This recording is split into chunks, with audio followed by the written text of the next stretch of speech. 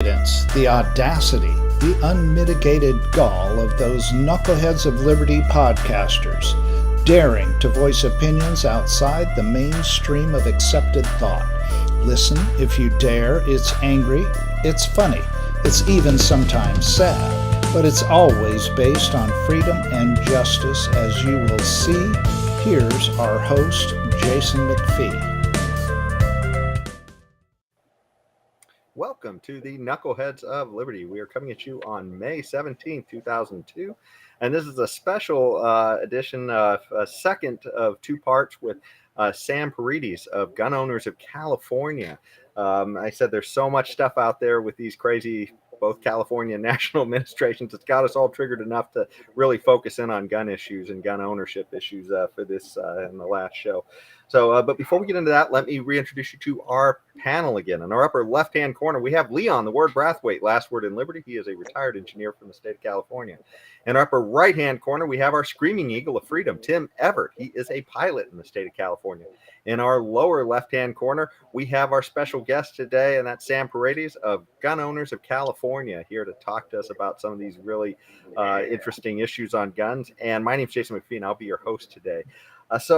You know, this is kind of an interesting one, this first topic we're going to jump into on this show, and that's insuring your way to gun safety. And this is something that's popped up in California recently in San Jose. And they recently voted, I believe their city council, I think it was, that voted on it. And they had said that, you know what, we're going to try and put some insurance and, I guess, tax on the guns in order to help deal with, I guess, gun violence issues or something. I'm not quite sure of exactly how they think that's going to solve it all, but unfortunately we have Sam here to talk to us about it, and it did pass. So that article said it was, I guess it was up for a vote, but here we have another article said, yep, that it actually did pass in February of this year. So this is, really going to say, hey, gun owners have to carry special liability insurance. And I actually kind of, from a market perspective, I like the idea of pricing risk, but I tell you, this seems to have a whole lot of problems when you really think about it. And Sam, why don't you tell us a little more about it? Sure. Mayor Liccardo of San Jose sold this as a requirement that people buy, gun owners are being required to have liability insurance to be able to pay for the results of gun shootings. And ultimately, we pointed out to him, and the media finally accepted the fact, and even he agreed that, well, you can't actually require people to buy liability insurance to pay for a criminal act. So this liability insurance it just isn't going to go towards paying for the victims of gun shootings. So this was just kind of a lost leader that he had. And as you can imagine, this is another precursor requirement where the government is requiring somebody to do something before they can exercise an enumerated constitutional right, a right that is in the Bill of Rights, in our Constitution. But no, it's not yours until you buy liability insurance in order to be able to pay for the results of gunshot victims. Waiting periods so that we can make sure that you are a law-abiding citizen before you exercise a constitutional right. So Mayor Liccardo used this as a it's basically a campaign ploy. There's several lawsuits that are in the process of being filed or have been filed to challenge this wholly unconstitutional issue. You can't buy, there is no insurance policy that you can buy that's going to pay for the misuse of a firearm. It doesn't exist. Exactly. But Jason, I was a little bit confused by your statement. You say this is the market pricing out risk, which is maybe true in a sense. But what you have here going on is that the criminal is the one who's going to commit the criminal act, but the gun owner, a law-abiding gun owner, is one who's going to be paying the price for the liability insurance. I don't see how that is the market is working efficiently here. If this is allowed to go through, I don't see that at all. Well, I think that the issue would be, and Tim, I'll let you in. I just wanted to answer Leon real quick here, but I think I don't the know issue where to is start.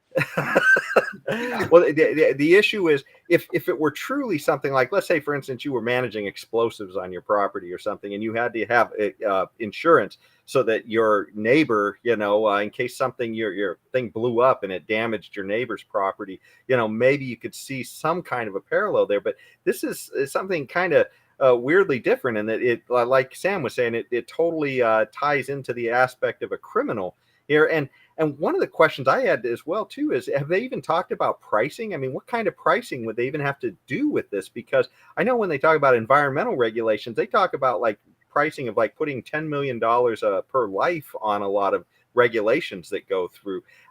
How would you even begin to put the insurance on a handgun, and if they even put a price signal on that? Tim, were you going to say something before I respond? I don't know. I'm kind of waiting. Go ahead and answer that one, Sam. They ultimately admitted, because every lawyer, every consultant to the city council pointed out, hey guys, there is no insurance policy that will pay for the criminal misuse of a firearm. So the best you can do is require them to have what is equivalent to an umbrella policy in case they have an accident. It was not a malicious or illegal use of a firearm and an accident occurred. But most insurance policies have riders that exclude accidents with firearms. It would be analogous to requiring people to get insurance for the misuse of driving a vehicle. Now, most automobile policies for accidents, they're all covered. And then if you're partially at fault, they graduate that, you're 20% at fault, the other person's 80% at fault, but they will not their policies will not cover the actual misuse of a vehicle. When you commit an act with a vehicle, you run into a business or run over people on purpose, or you drive and I was drunk. just thinking of what Kenosha or wherever that was up in Wisconsin, where the guy drove through, I think it was a stolen vehicle, and he drove through a crowd. And I mean, $50,000 liability is probably the minimum somebody had to have on that car, maybe $100,000 somewhere. That couldn't even begin to cover the damage that guy would have done in that parade. True. Sorry, go ahead. I just want to bring that up since you brought the car up. I think the insurance companies would say, you know what, we're not responsible for paying anything as a result of that criminal act. This was not an accident. This was an intentional act, and you're on your own, buddy. You're outside of the policy rules and guidelines. So tough toast. That we're not covering that.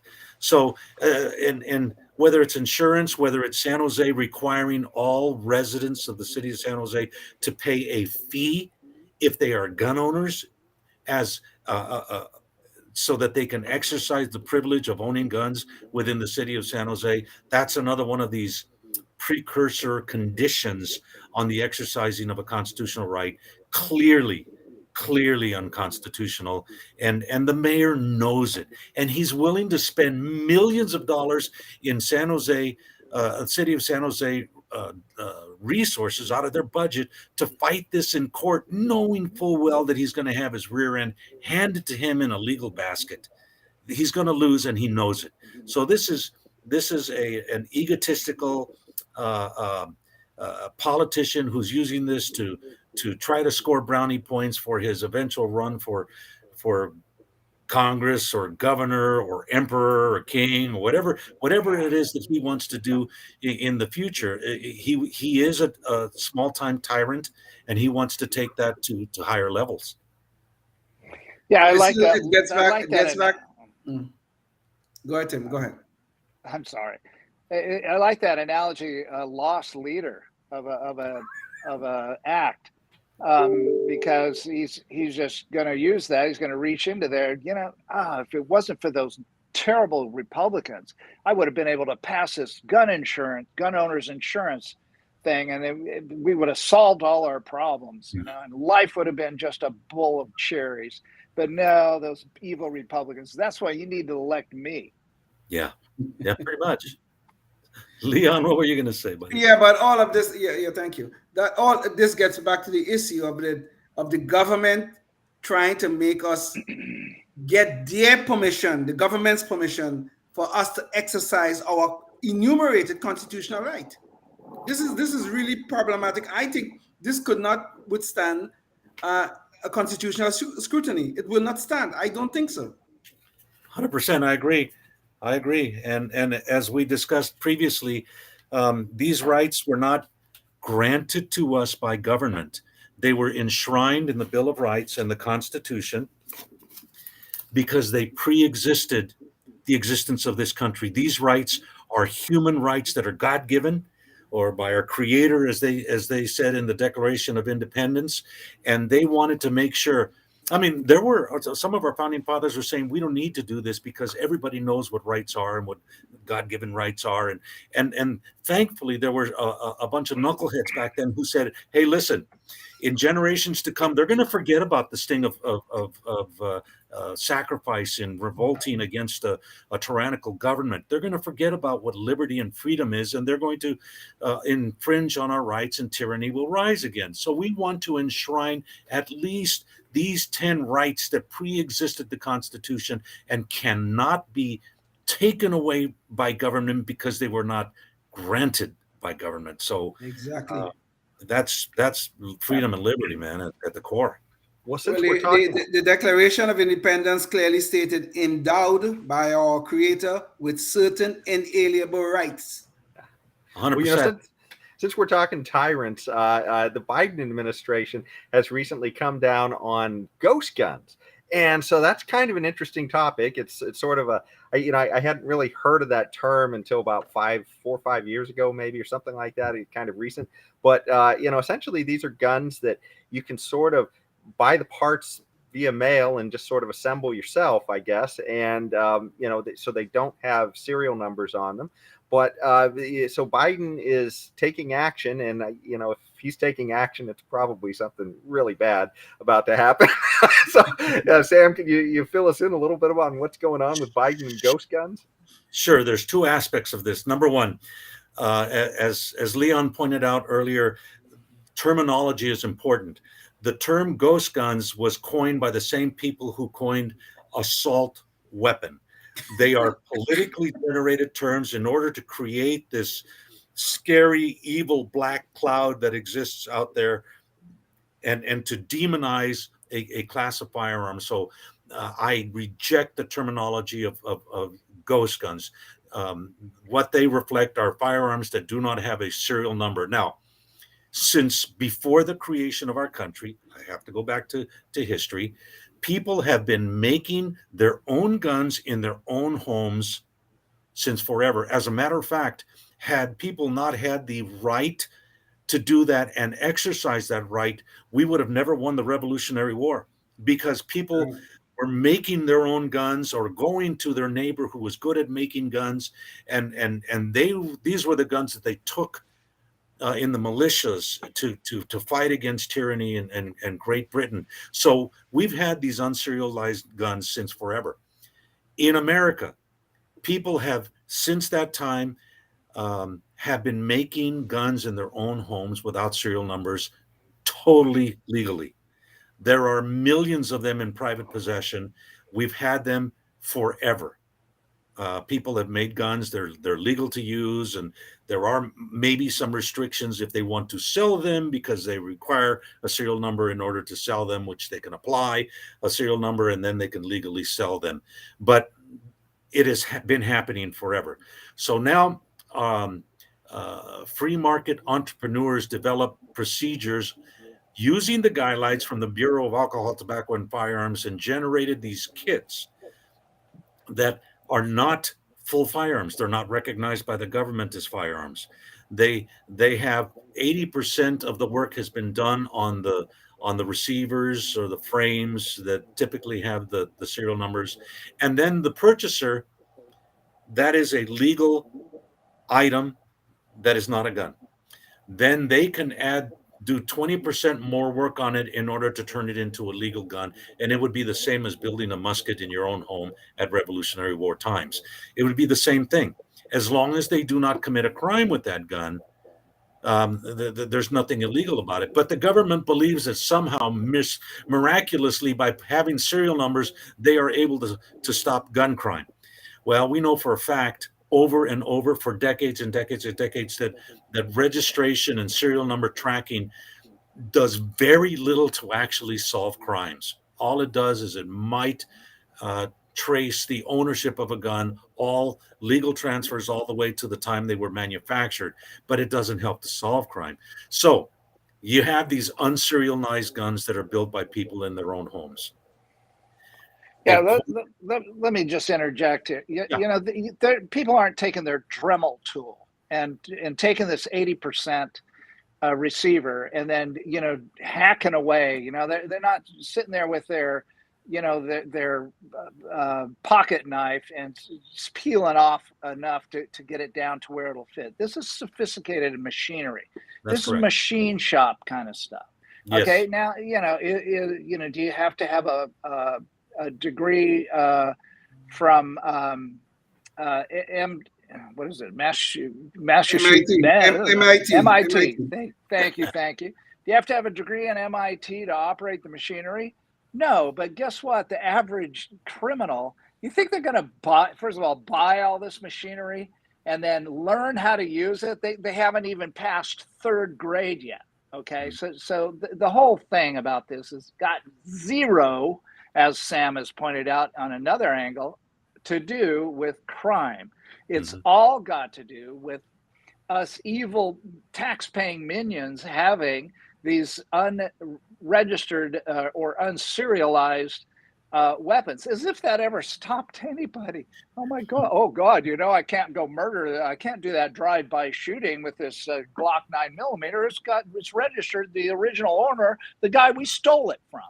You know, and so yeah, you know, that's where they look. If you're a criminal, guess what? You're not going to get an 80% lower.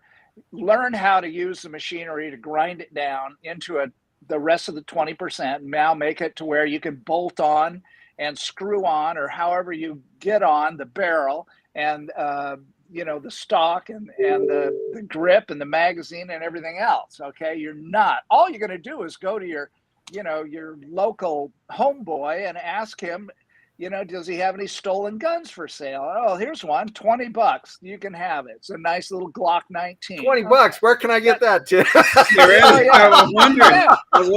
Well, you know, you got to know your homeboy. See, I mean, there are some aspects of white privilege. It's just not very much of a privilege. All right. I mean, so you got to pay full retail and go get it registered and all that, so that when you do your drive-by shooting, they're all going, wow, where'd those bullets come from? Oh, is it a registered gun or an unregistered gun? Tim, what you're saying is something really important. And again, opening your eyes to the truth. Most people who try to build out their 80%ers, so many of them end up with a piece of junk because they don't know how to do it. They try to do it with a Dremel tool or a file or something like that, and they fail miserably, and they're a piece of junk. But if you think about it, why have we seen this rise in ghost guns that are collected by law enforcement? It's because let me finish real. Okay, yeah, go ahead. Okay, go ahead. No. I was just going to try to finish your sentence, but that's impolite. Go ahead, Sam.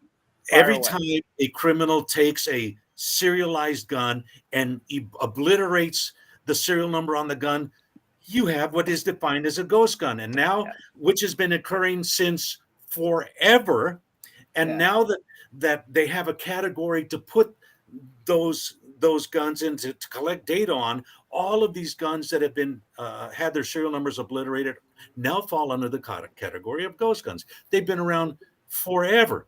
Criminals, first thing they do is they scrape off, they grind off, scratch off the serial numbers, they obliterate it so they cannot be read. Now we are identifying those as ghost guns, not the guns, 80%ers that people are making at home. So they're padding the numbers and making it look like some sort of an epidemic that doesn't exist. Again, we're talking about people who are looking for the cracks that they can stick their fingernails in to break open the dam of gun control, and they're imagining and coming up with these things that they think will catch the public attention and will make them sympathetic to their position. So Well, that's what we're I fighting. imagine I was King, gonna. I'm sorry. I was well, going to well, go in a this was different real direction. quick. I just Yeah. imagine King George, because you talked about how far back you go. I imagine King George was after all those ghost guns of the founding fathers. Anyway, go ahead, Tim. Yeah. Well, no, that's actually pretty good. It's more along my lines that I was gonna when I was interjecting very impolitely with what Sam was going on, and no, I was just going to say that the reason why there's so many of these people buying 80% lowers that are unserialized is because they don't want the government. They're afraid of the government coming to get their guns, because if they're serialized and they're registered to you, if they know where you are and who owns this particular gun, and it comes time they finally figured a way that they're going to go get them, without starting World War III here in America or some a lot of civil unrest. If they figure that out, they're afraid, the people that are buying these 80% lowers, of being on the list. Okay, they want to have a gun that the government doesn't know about. And and who can blame them with all these morons going around yelling about how they're going to take your AR-15 and you don't have a right to it, and your AK, and we're going to come after you, and blah, blah, blah. God, no kidding. They're going to come up with a solution to that. Oh, now that is free market. Well, Tim, you brought up World War III, and so I wanted to get us into this other article. We talked about it before, but on the show, but we didn't have Sam on, and also we hadn't given this country money as well. Maybe we could get the image up on this one too. But so we've been funding Ukraine's war effort, and Ukraine is literally handing out guns to all their citizens in order to fight for their liberty. And I just, the juxtaposition or the irony of these same people who are for gun control being so willing to hand out guns to people in other countries to fight for their liberty is just, it's just kind of, it just makes you take a double take, I guess, to say, are these the same people? But I mean, literally, are you lost upon the hypocrisy there?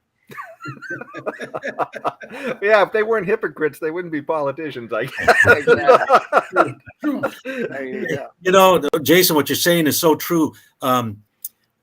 First of all, here in America, there are a lot of people who are looking at what's happening in the Ukraine and saying, boy, if it can happen there, is it possible that it can happen here? That's one aspect. The other aspect is you have a lot of the neighboring countries, Serbia and Croatia, and some of the Baltic states, who are all saying, several of them are adding a Second Amendment to their constitutions because they have realized that the reason that America has never been invaded is because, as Admiral Yamamoto once said, we will never invade the west coast of the United States because behind every blade of grass will be an American with his own gun to kill us, to stop us. And they're realizing that there comes a time when you may be required to defend your own, not only your home, but your country with your own firearms. And you have to have the ability to do that. Switzerland figured that out a long, long time ago. Thankfully, the United States has the Second Amendment, and we have 50 million guns in private possession. Here in California, probably 5 or 10 million guns are owned by Californians. And situations like the Ukraine is opening people's eyes to the possibilities of what can happen even in their own countries. And it's changing minds. It's changing minds. And that's a really good thing. Mm-hmm. Indeed. Well, we don't have too much more to say on this one. This is a good segue into our good guys with guns, because as they're handing out these, oh, sorry, were you about to say something, or? Oh, sorry. I thought we understood. I couldn't do good guys because I'm down to one device. And that's where I would read my good guys with guns, and I can't even do that. So okay. yeah. And so I guess My hands are tied. good guys with guns got shot down today, Jason. Yeah, Yeah. it did. But we Yes, talked it about a did. lot of other good guys with guns things. Yeah. Yeah. But We- anyway, yeah, we could have it's- Well, had it. I could do it from memory. I mean, it'd be pretty good because it was a guy. Well, we'll save it again, but I mean, some guy in Philadelphia was sitting on his front porch minding his own business when a guy comes up with a bike and announces you're about to be robbed. Well, the guy sitting on his front porch happened to be a concealed weapon carrier and he had a permit. Oh my God, that means he can protect himself because he's got a little piece of paper that says so. Yeah. And so he whips out his gun and shoots the guy one time in the head, and then the guy was somehow got his gun out and fired a couple of rounds off before he passed out and died on the sidewalk there. But they both missed our good guy apparently, and then the police came and the guy sitting on his front porch minding his own business told him the story. And who's gonna, I guess there were no witnesses, so it's certainly not gonna get a complaint from the dead guy. So I'm not saying I know for sure what happened there, but one thing, I think we can call it a good guy with a gun right There there you go. Philadelphia There you last early May. Yeah. There you have it. there you go. From memory Yeah. of a Yeah. 70-year-old so Yeah. keep that in mind. Yeah. Yeah. There are so many cases, guys, of a good person with a gun stopping a crime. One of the issues that goes along with that is when they stop a crime, they've stopped a potential mass murder, and that doesn't meet the news narrative. So you don't hear about them Yeah. very often. But we have a case back east where there was the church shooting. A guy went in with a AR style rifle and shot a bunch of people. A guy who lived right across the street from the church heard the shooting. He was barefooted, jumped, got his own AR. The guy came out trying to reload his gun, and he shot him, got into a car and died later. But thanks to this guy, he stopped him from committing any more gun deaths. And that gentleman is now one of the spokesmen for Gun Owners of America. And he talks about the issue of good guys with guns preventing deaths and saving lives. We have cases where in a church, a guy comes in with a shotgun, opens up his coat, kills somebody, and then three parishioners stood up and shot the guy in his where he was standing, and then they went and covered him to make sure that he would not be able to shoot anybody else. We've got a case at a mall up here in the state of Washington where a guy goes into a mall and starts shooting, and it was a concealed carry permit holder who pulled out his own gun and stopped him from killing anybody. We have over and over and over stories, and you know what? Every time that a police officer or law enforcement officer stops a shooter, that's a good guy with a gun. And we all share that same responsibility or the right to respond in that manner for self-preservation, preservation of our loved ones, innocent people. And if we have the opportunity to do that, we do it all the time. That's why the fact of the matter is that 3 million times a year, law-abiding citizens are good guys and use guns to successfully defend themselves, most of the time without ever firing a round. Yes. And when you take into consideration that we have on the average 16,000 criminal homicides per year with a gun, if you take away the opportunity of those 3 million people to have the firearms to be survivors, you are by definition going to turn them into a lot of them into victims. And that 16,000 deaths per year is going to go into the tens of thousands or hundreds of thousands or maybe even a million. So when people talk about the scourge of gun deaths, and absolutely, but that number would be infinitesimally higher if law-abiding citizens did not have the opportunity to defend themselves, to be the good guy, and to use a firearm to be survivors as opposed to victims. Well, And it's not just Sam, and that is exactly why we have a Second Amendment. and a enumerated right in our Constitution. Well, that So and to right. stand up to Yeah. the government too. Yes, true. But Yeah. you know, but aside from the good guy with the gun, just the threat of the good guy having the gun too does something, which is, you know, why all these, you know, gun-free zones, you know, the crooks don't seem to pay much attention to those rules.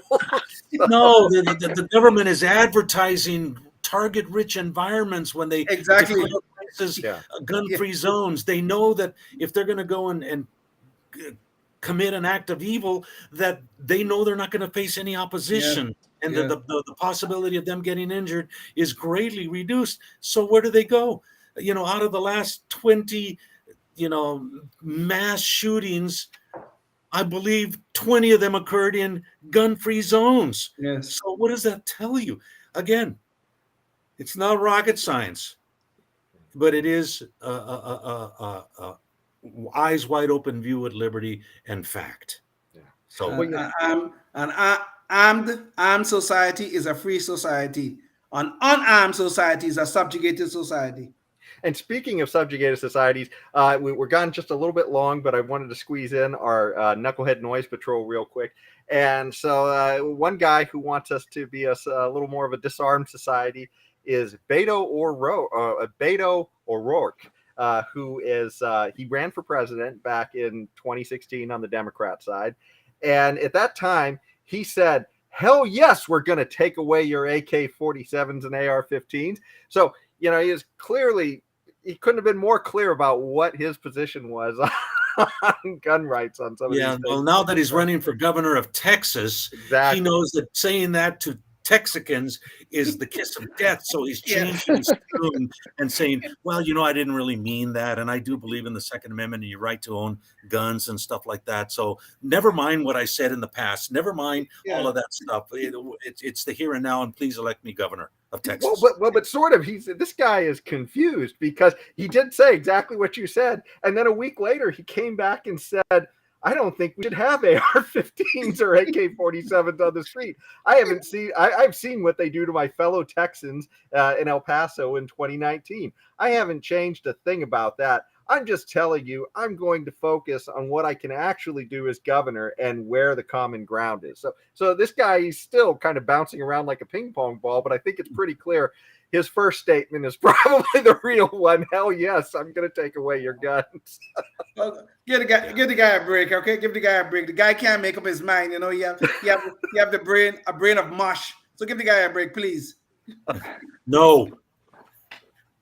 Tim, you got any last insights on our friend Beto? Beto. No, you know, I'm in agreement. The guy's original statement about wanting that ARs and such cannot or should not be on the streets. They act like they're out. You know, my God, look at all these people walking around downtown LA here with ARs. I can't believe how many people are, you know, or whatever, Detroit or, you know, you pick a city. Like they're all running around with ARs, and as if ARs are even a big portion of crime. It's just an infinitesimally small portion of general firearm related crime, where actually it was not used in self-defense or not police use of a firearm, but actual criminal use of a firearm. You know, they don't lug ARs around. Bezo or Beto, you bozo. They carry little 9mm striker fired 9mm pistols because they're easy to conceal, because they steal them. You know, everybody's got them. There are not that many people that have ARs, to be honest. You know, of the general public, but a lot of people have handguns, and so they'll steal whatever they can find. If it's a .38 special revolver, they'll steal that. They don't care. They just want to be able to have a gun that they can intimidate with and commit crime with. And they don't need an AR-15 for that. They just need the little handgun. So, you know, these people, again, it's not about crime. It never has been. It's about subjugating the average American law-abiding patriotic citizen to their power. That's exactly and only what is in their feeble minds. They're poisoned in their insane minds, their complete tyrant minds. I don't think like a tyrant, so I don't want to run your life. I'm having my hands full running mine. Okay, and so I just want to be able to defend myself, and and I can afford an AR, so I don't have one, but I got enough other fun stuff. So, I just want to protect myself. That's all. That's what it comes down to. And part of the Second Amendment is protecting the nation from outside invasions, and we're supposed to repel invasions, and what is it, to the insurrections? Subdue. Come on, Leon, help me out. You're always so good at this. Or Sam. Repel and yeah. You got me today. Oh my God. Oh well, at least okay. It's catching. All right. So anyway, it's going to come to me as soon as I stop watching my the vision of my lips going. So anyway, that's part of the Second Amendment. There's numerous parts. Protect ourselves, protect us from government overreach, but also protect us from governments or invasions or people from the outside as an organized militia of people. And then when we are that organized, we're under the command and control of the commander-in-chief, and that's the president. Okay, it's all spelled out in the Constitution and the Declaration of Independence. The two of them together spell everything out, and they're all coinciding with each other. It's like one story, it's not two. So anyway, I've gone long, and I'll let you finish up, Jason. Well, I think in the end, I think it's safe to say Biden is probably a follower of, Beto is probably a follower of the Democrat sage Biden on gun control, which is just get a shotgun and fire it through the front door. Yeah. But anyways, that's about the end of our show today. But Sam, did you have any final words you wanted to give people on your organization, the Gun Owners of California? If you want information on how you can be a part of the process in restoring and then protecting and defending the Second Amendment, we invite you to join Gun Owners of California at gunownersca.com. We have a boatload of information on what's happening in the legislature, what's happening in elections, and what's happening in the courts. So there are far more people, many millions more people are buying guns. Now, you've got to put your attention on what you need to do to keep those guns for all of the purposes that you've decided to make that decision to arm yourself, to protect yourself. So we invite you. Thank you for the opportunity to talk about these super important issues. And thank you for sharing the light of truth and with humor, and yet with great conviction and factually. And that is so important. So thank you, guys. God bless you. Thank you, Sam. Right. Thank you, Sam. Great having you here. Really. Until next time, everyone stay free. Indeed. All right. Indeed. Life, liberty, and the pursuit of happiness, always and forever. Thank you for listening to the Knuckleheads of Liberty podcast. Find us on Facebook, Rumble, YouTube, your favorite podcast network, and at knuckleheadsofliberty.com.